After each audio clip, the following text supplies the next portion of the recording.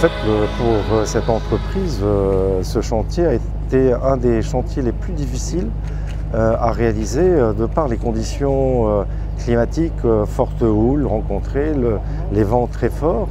Et puis le travail sur un atoll et sur un récif comme Arutaua,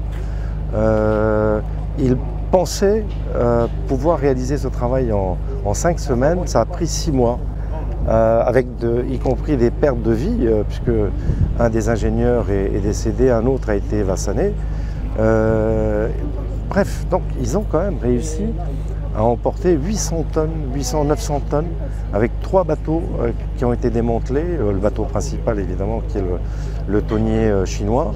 Voilà, vraiment félicitations à cette entreprise.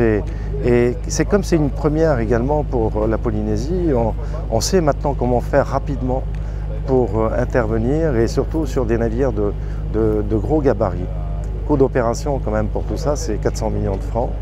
Maintenant, il va falloir que l'on court après le propriétaire, certainement au travers du gouvernement chinois, puisque nous avons quand même des relations normalisées malgré le contexte international avec le gouvernement chinois, et nous connaissons aussi le respect de la Chine, des traités internationaux et surtout de la responsabilité des armateurs ou des compagnies maritimes, y compris de pêche, dans le respect évidemment de ce qui est dû au pays lorsque de tels événements se produisent. Nous voulons donc remercier le pays pour les travaux qui ont été effectués, le démantèlement des épaves, le rapatriement et surtout le nettoyage du lagon.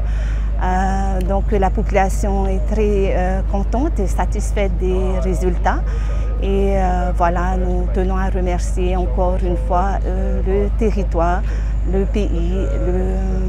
Il faut savoir que chez nous à Arutaua, notre force est le secteur de la pêche et aussi le secteur de la perliculture. Et donc il était primordial de retirer ces épaves pour le bien-être de notre lagon.